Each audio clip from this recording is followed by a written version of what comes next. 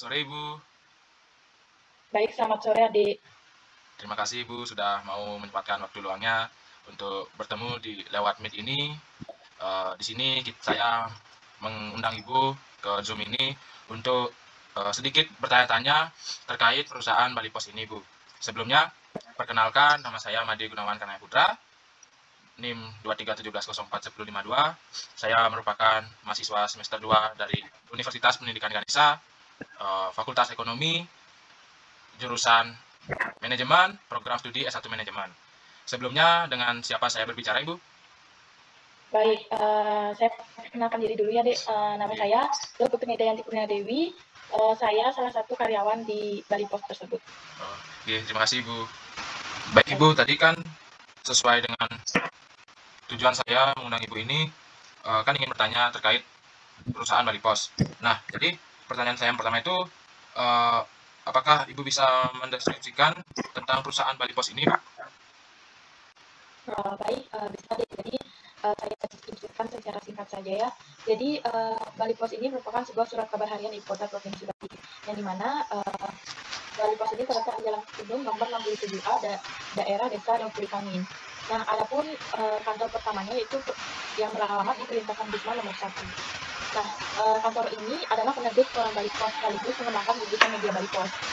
Nah, perusahaan ini juga menerbitkan surat kabar harian dan juga meliput berita-berita harian tentang kejadian yang ada di Provinsi Bali ini. Nah, jadi itu saja deskripsi kita tentang perusahaan Bali Pos ini. Oke, baik, Bu. Terima kasih, Bu. Baik, Ibu, tadi sudah dijelaskan terkait deskripsi tentang perusahaan Bali Pos ini.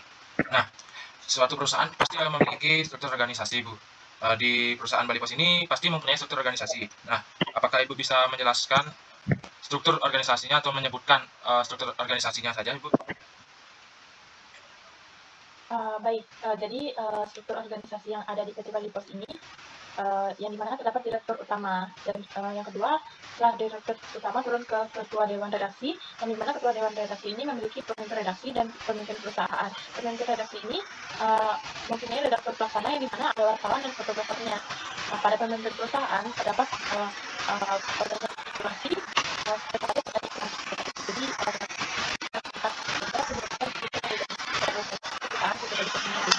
Oke, baik, Bu. Berarti struktur organisasinya ada 9, Bu, ya? ya, Oke, baik. Nah, baik, Bu. Tadi kan sudah jelaskan terkait struktur organisasinya, Bu, ya. Nah, lalu pertanyaan saya selanjutnya itu kan setiap struktur itu kan pasti ada karyawannya, Bu. Nah, saya ingin Ya. menanyakan terkait sistem penerimaan karyawan di perusahaan Bali Pos itu bagaimana ya, Bu? Bisa dijelaskan? Oke, jadi saya akan menjelaskan penjelasan singkat di mana cara bagaimana perekrutan karyawan pada perusahaan tersebut. Nah, yang dimana perusahaan ini merekrut karyawan yang dimana membuat lowongan pekerjaan dan diterbitkan pada pekerjaan. Kemudian jika sudah jika ada salah satu yang ingin bekerja tersebut, maka melakukan interview. Nah, sebelum diterima menjadi karyawan harus melengkapi syarat administrasi yang ditetapkan oleh tes tersebut dan iklan yang dianggap perlu. Nah, selanjutnya pada waktu memulai bekerja juga menandatangani perjanjian yang dimana menyetujui sepenuhnya syarat-syarat kerja dan tata tertib dalam perusahaan tersebut.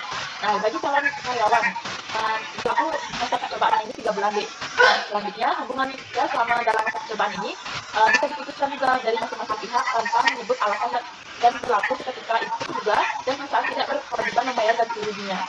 Nah, yang terakhir tahapan itu karyawan yang dalam masa status percobaan ini diberi imbalan penghasilan ya, di mana sekitar 80%. Nah, dari besar negatif gaji pokok menurut golongan dan jabatan yang akan ditetapkan kemudian kepada dirinya yang besarnya minimal sama dengan upah minimum yang berlaku. Jadi itu penjelasan singkat terkait perekrutan bagaimana perekrutan karyawan pada perusahaan tersebut. Baik, Bu, terima kasih, Bu. Nah, tadi kan sudah dijelaskan tentang sistem penerimaan karyawan di perusahaan Bali Pos. Sekarang saya ingin bertanya mengenai sistem kerja di dalam perusahaan Bali Pos, Bu. Apakah bisa dijelaskan, Ibu? Baik, saya jelaskan secara singkat aja ya, Dek. Jadi sistem kerjanya Bali Pos ini dari wartawan, di mana wartawan dari berita terkini yang ada di Provinsi Bali. Lalu setelah peliputan berita tersebut akan dibawa ke redaktur, redaktur akan mengecek berita tersebut lalu dibawa ke editor untuk mengedit berita harian yang keluar, lalu dicek oleh redaksi pelaksana. Setelah clear dan tidak ada yang typo atau apapun, koran tersebut akan terbit. Baik, segitu berarti Bu ya sistem kerjanya Bu ya, secara detailnya, secara sedikit diceritakannya itu segitu Bu ya. Oke, baik, terima kasih Bu. Nah, baik Bu, tadi kan sudah dijelaskan terkait sistem kerja dan sistem penerimaan karyawan. Nah, saya sedikit izin Bu bertanya terkait insentif berupa gaji atau bonus itu di perusahaan Bali Pos itu ada nggak Bu? Bisa dijelaskan detailnya atau secara singkatnya aja? Baik, jadi sistem gaji dan bonus dari PT Bali Pos ini dari mana bukan hanya dapat gaji pokok aja, tapi dapat juga tunjangan. Nah, jadi gaji pokoknya itu dibayarkan setiap tanggal 25D.